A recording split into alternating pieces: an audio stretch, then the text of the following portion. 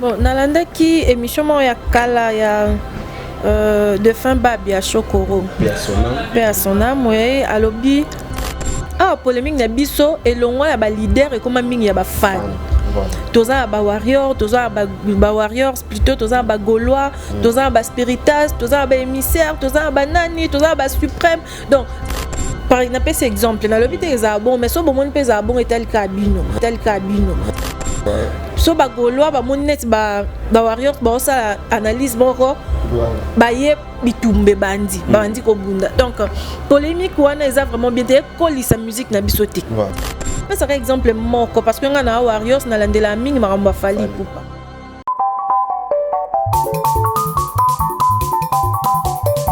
Amfumu lengi betu tu yanga le keri ka ko community selamba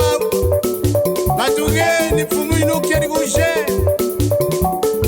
papa uki sadi sabana baya lwa mu mudila kena ambo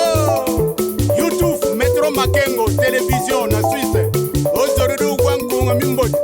imatea tremana mambo landa YouTube télévision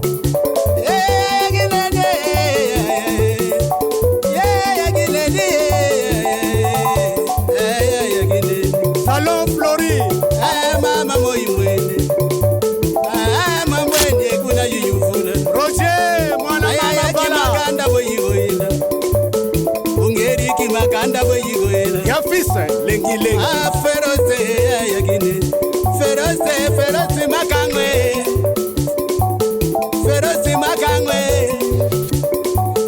Metro Makengwe Chadombala. Bonjour, bonsoir Balandinion sur la Metro Makengo Tapis Rouge TV, la télé de réalité. C'est moi votre humble serviteur Giro, autrement dit JPM de la presse congolaise. Voilà, nous sommes dans notre émission La Découverte. Oh, c'est Pesakabine le Belarabine m'envoie bien. Voilà, Lelo Nazanga Monti Nazana, moi na moi Simon Koya Kitoko concert Nangai et Yolande Monganza Oyo. Chaque semaine par rapport à l'analyse Kandé Zalaka, na chaîne Abisso Metro Makengo Tapis Rouge TV. Na l'émission sur la découverte bandoza Yolande Monganza bandoza zana ko solana parce que yepe abetarmo masolon kitoko bomoni absence ya Elmar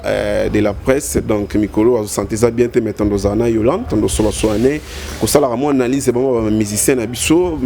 qu'il tire na biso ga ndenge zalaka voilà Montréal so fongolanga na zo invité du jour na biso ndenge zalaka Yolande Monganza merci à l'icône les baobas papa Metro Makengo Simon Kabaka ainsi que sa femme maman Christelle Mbumba Makengo. Merci aussi à Julie Maza depuis Angola. Merci à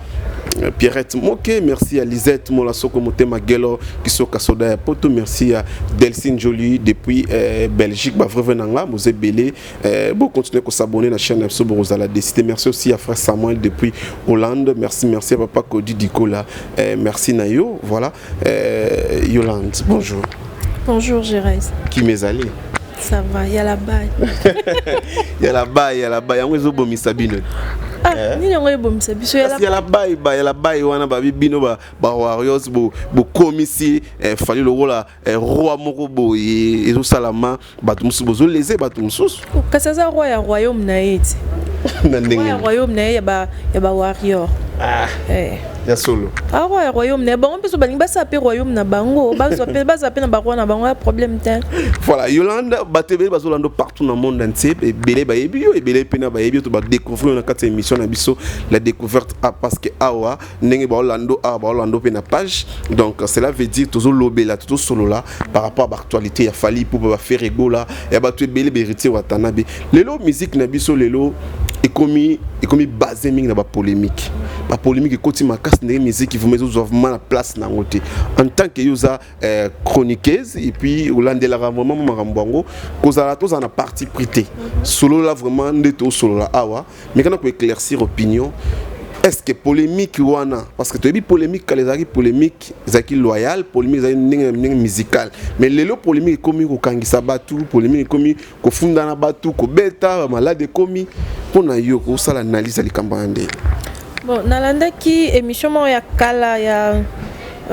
de fin babi ya Chokoro. Persona moye alobi ngam tunara la polémique. alandaka émission mo na poto en fait alandaka ba débat ya ba président avant ba élection ya France alandaka ngo kala donc amoni débat wana ndenge ça que sepelisa ki nde ayaki na polémique ngo awa na place na musique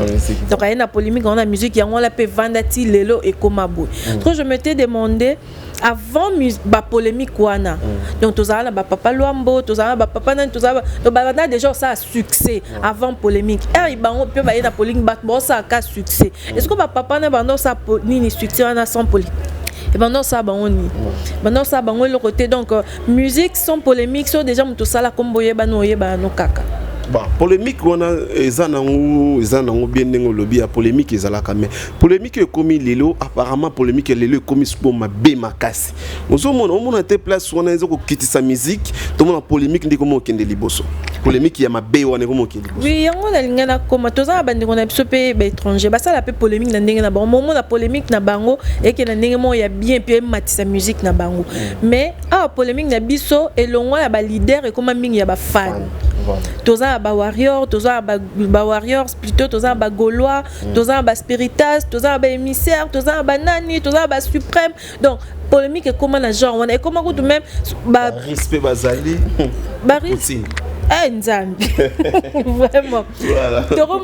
et comme ils sont ba mon par exemple cet exemple na l'hôpital est bon mais so bon pesa bon et tel cabino so ba gaulois ba mon net ba warriors ba ça analyse bon ba ye bitumbe bandi ko bunda donc polémique wana est vraiment bien te coller sa musique na bisotique voilà tous a toujours quand na saison on dirait pesanteur morceau to mata ba polémique wana pesanteur wana polémique ezo bendara biso non pas ça exemple moko parce que nga na warriors na landela mingi maramba fali poupa non au monde te fali poupa vanda na liboso nini ya écran soit liboso caméra aba na loba faire wana boye kofi wana boye nani wana boye non mais tout le monde là batumsusu net il vient na biso Koffi Olomide le kaki alo bakambo aloba ki ya bakoko wana bakoko et ça déjà polémique moro le nom dit makambo wana eza sous-bassement polémique voilà je ne sais pas parce que carrière na yeso comme na suka zo beso makambo beta terre comme beta ni musique ba UPA ya wana zo lukano na zonga kana dans actualité mais comme on est déjà zali yemo kaza conscient que non comme on est déjà zali parce que polémique wana lukango pourquoi au moins ba polémique musu bat ba ça eza na sens té voilà aluka polémique musu za nga muta mabe muto na linga kete na nuerie kaka vraiment. Voilà, Yolande Kitoko, Batbazolando, Batbazao, CPN, Banda, partout dans le monde entier. Merci à mon frère Glody Loa depuis Angola, Glody Loa depuis Angola, Warriors, donc Bambo TV Personnali. Le lot, tout le bas, bisotoza, Bapandi Sango, tout le belaka, Bamarambo, et telle musique, actualité, Mambébélé. Mais le lot, comme on a grand mot pas au Koffi Olomide, donc. Bimisi lettre mo cité ba komba ba ndeko na biso mususu keno batanga communauté na ba émission et puis ataki pe aloba en général pe batanga communauté na ba émission en tant que yo za journaliste za chroniqueuse donc il y a za star comprends za star tu ko loba tende to sala ba émission surtout loba to ko na vie privée naï to ko na vie privée mais tout temps to zo loba ma kamune musique to loba makamuna na ba actualité naï to za na droit ya ko loba yango parce que ça cop na tout sala mais tant y ko film dans le batanga komona été est-ce que kamona yo moni ça normal en fait les cambo eza ba voler ebele omoni deux fois pe na keno bandi non côté ba journaliste ngai na sali 5 ans là-bas ya ifasik na 8 ans vraiment en tant que moi journalisme en ata na profondeur vraiment en côte ba recherche mais du moins na 8 ans on va là-bas il y a ifasik pour que na tanga journalisme maramususu bande on a biso misusu ba ça na internet eza malamute eza pena malamute parce que tozala na internet tozala na ba télévision na biso romo la te ba yana biso kala mutuneti madame Chantal Kanimba zui caméra na ya tel bosa te va bando finga ezati et salamate yango ba garda moi ligne moko respect autopesa bango notre romo benga bango ba ya na biso télévision tu vois donc ma mingi internet et salama eza raté na sala analyse monga lobaka baloba que non internet to na makam na biso internet eza ngo baroté photo ya na makam to sa monga na internet or que notice ya YouTube eza té so mutu aza na notice ya YouTube ayebisi biso ke non o makambo photo ya nango na YouTube o toya nango na YouTube te o tosala te ayela biso comme ça toyeba makambo ni tosala na makambo mosusu tosala te mais selon norme ya journalisme tant que YouTube eza parmi ba télévision parce que na mboka mtu botala on biso totala télévision na chaîne na Serge Bangala donc selon norme ya journalisme makambo na YouTube toko sala te so mitira na mtu ke non eza télévision ba bende ba mona totala on a ba téléphone ba télévision on peut déjà comment nango mais mingi na banda kuna biso tozana moté parce que to ça la mingi téléphone mais ninga msu ba hôtel mi on zo peut on a changé atala pour que a capter le roman ayoko azwa moi conseil moko pa na yo à retenir le mot mais atala yo finga et bah tu peux appeler ça biso mutu makasi ba abonné mutu so a te chaîne web que ay mutu ana finga comme toi ça la polémique mutu ana ça la backlash au moins on s'abonne facilement tala au moins 1000 commentaires ba 100 commentaires na ba vidéo non donc et ça là vraiment qui te na kota bandeko wana et puis so zo luka respect faut respect ba non na yo moko mi respecter ba maramni non lo ba il faut ko balola pena lo le mono to kenda prière maramni nazo lo la mise soit battu ba nani pe ba talanga parce que limba responsable ba téléphone bim ça makammo eza responsable so po limba moi bon pe ba téléphone bim ça makammo eza bon dépend na yo mo ne ozo se présenter na mise soit battu et du côté Koffi Olomide pour ne pas dire raison dans son sté mais ceux qui déjà leur bimi na public vie privée za ali souté parce que so eza vie privée neti ngamaram nanga na bomi na mtema nanga yo j'irai so yo zo na kata mtema na po yo ton internet ceux qui mutumo soit ngamo na internet c'est que na pour ça yo lo belango ya lo belango yo kuna lo belango est-ce qu'on peut interdire ba journaliste ba lo belango pourquoi c'est ça et à savoir que le journaliste est au 4e pouvoir vraiment tozola rango pe nini ba mikanda tozola rango pe ba carte tozola donc nous avons plein de droits so to moni le retour c'est pourquoi vraiment et à mettre à côté maramola nyoso aux stars vraiment siko yebisa bo luka pe succès so to tan communauté aux pe succès te so to tan communauté yebisa biso to ça se connecte ndeni donc toi nous avons rien à faire de sorte tant que communauté to tia musique no tala nini to yo la biso ta musique no to filmera comme ça to tia on a ba YouTube pour la pega YouTube on senga biso ba droit d'auteur sinon to sans que le ba to tia biso ka musique à Koffi au lieu to tanga communauté to yo kana biso ka musique pour ba ke to lobela yo parce que y a un tout d'abord Koffi Olomide c'est un star donc un star morobo oyo donc ayebani azana carrière rebelle azana droit ya ko biso ba journaliste to lobela kaya to lobela ba œuvre na ye soki yele lo komi ko boya to tanga ko mo to tanga makamuna ete ozomona te yemo pe ami kitisa et azobo ça n'appelle que album légende des terrain de sorte lobeli était mutu moya ba ke Koffi mora zape batu musu pe musu ba yebi na nute ba mesani na ete batu musu pe ba yebi na légende te Koffi ngo bimi ce album asali nini na luka na yeba azanani hein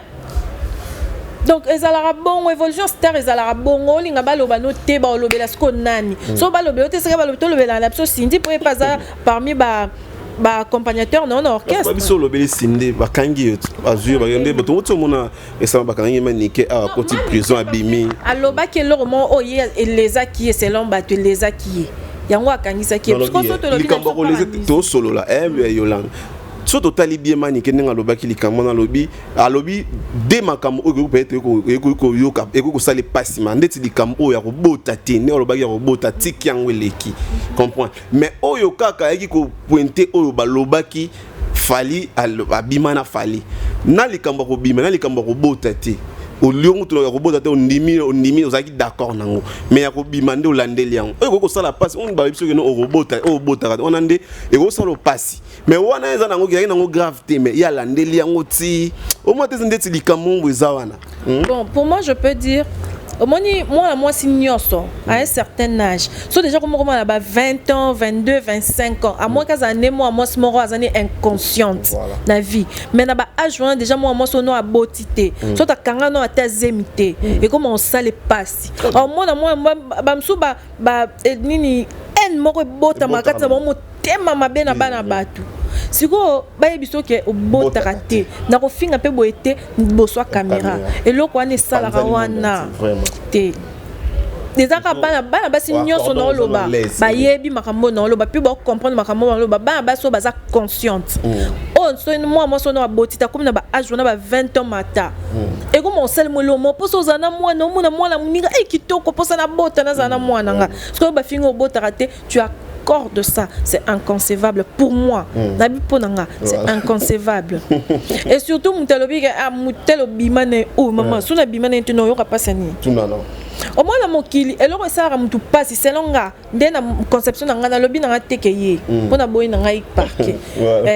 Na lobby. Ah, ya to sani. Et ça on analyse dans ça. C'est longa. Mouto et l'on ça qui passe à bique l'on a landé l'on sait que c'est l'on solo. Très bien. Pour un aïbi n'a été maman ni galoba qui se faisait à solo ou pas. Mais n'a bu mouto l'on est soit cabine l'on est tout kinga. Ça c'est l'on solo. Oui oui. Mais so yebi que ça ngolo kasoto je m'en fous nga de fana venir na biso ba no fia na ponga za so na bimi pa biso seke na bimi ko zonga sa na koti pa biso na vanda na venir pona sola na nani na sola pe nini ba no benga nga fier de fois ba traiter nga de ndumba ma papa direct na sala ngote et ça nga passe nini je m'en fous boloba te je m'en fous. Fallait s'en foutre na ngoka na azane kimia wana et donc elinga se matisa et pe lisusu makasi et à plus forte raison maramone amanika loba ki on zeno na moi c'est mais car l'honorable Cindy Leker a eu ça la sortie médiatique wana donc et s'enflammer bam boum et puis bah comme qui et le gongo ça na page officielle il y a quoi d'accord donc batu barokanisa neti le grand mon père Moutatindi Kofi batu ba kanisa bon que yo mutotinde donc yemoko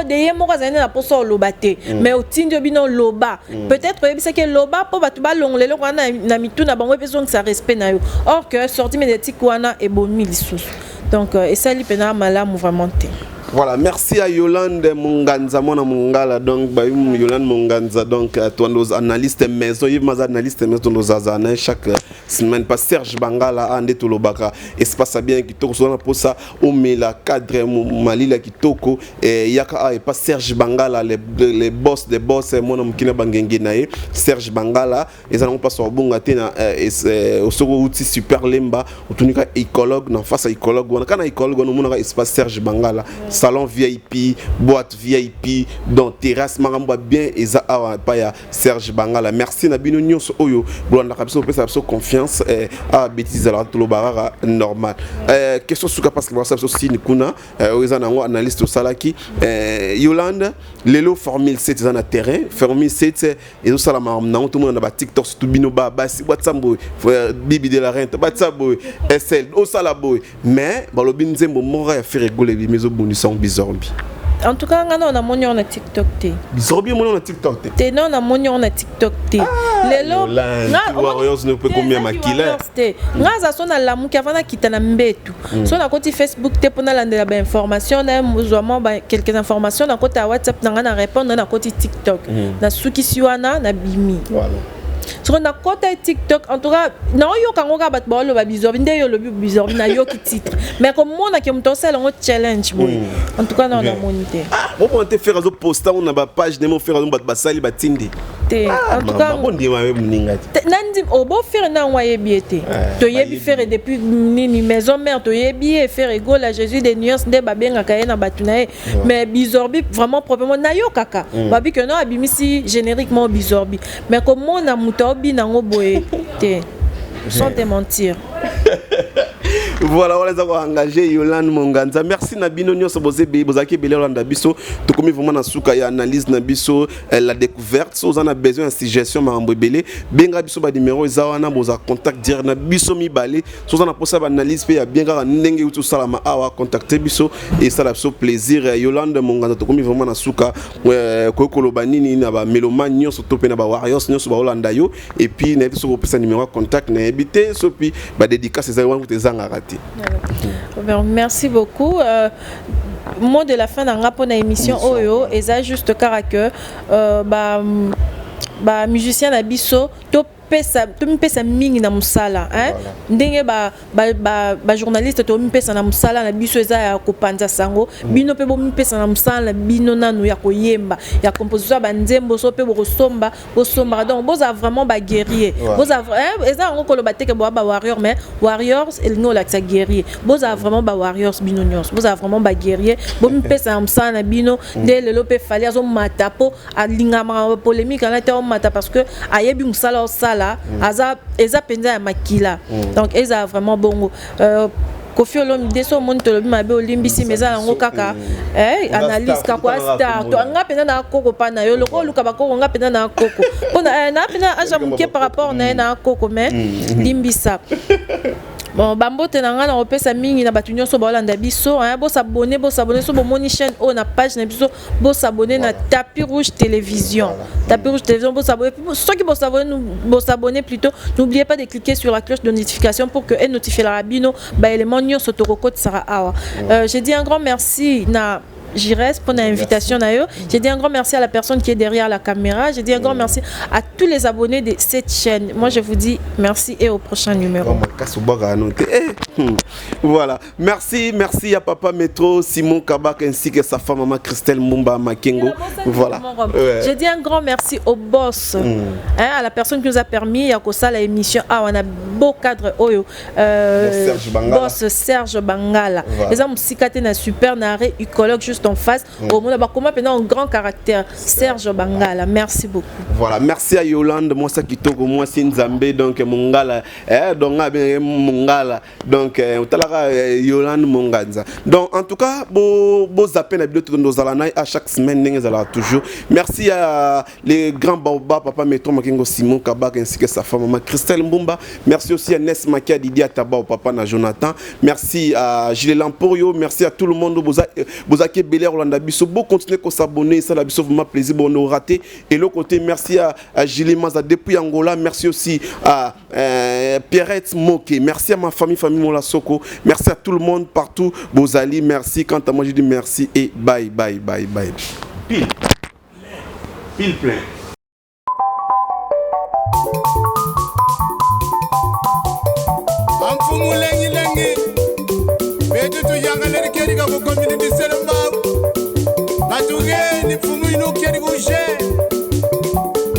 Papa Uki Sadisa Bana Vayalwa Mumudila Kena Ambo YouTube Metro Makengo Télévision na Suisse Ozorudu Wankunga Mimbot Imatea Tremana Mambot Landa YouTube Télévision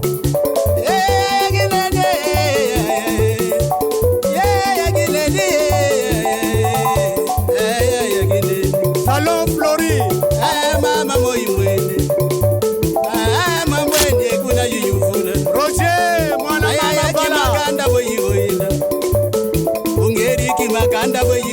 Yafisa lengi